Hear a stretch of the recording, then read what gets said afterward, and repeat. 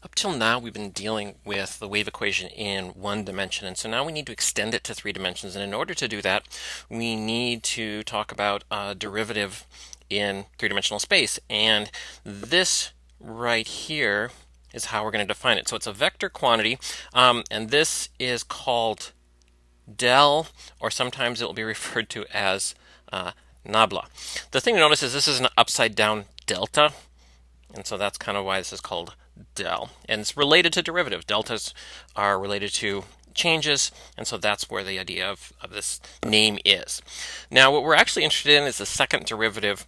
So to calculate that, we take del dot del, which gives us this form right here. So our wave equation then in three dimensions is this thing right here, or a little bit more compactly without the arguments. Right there is what my wave equation is going to look like.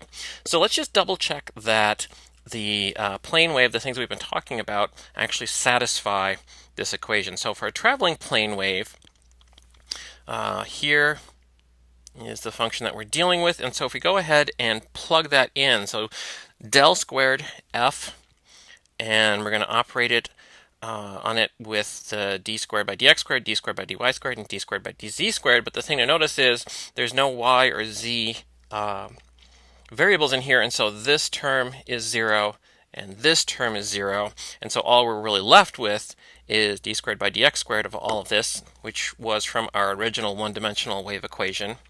And taking that second derivative gives us this. Then to go ahead and compare that this satisfies the wave equation, we have to calculate the other side of that wave equation, 1 over v squared d squared by dt squared of this function, and plugging that in we get this. So these two equations are have the same dependence on time and space. The only requirement then is that this has to equal this term here. So if k squared is equal to omega squared over v, or more specifically, v is plus or minus omega over k, then we will get a solution to the wave equation.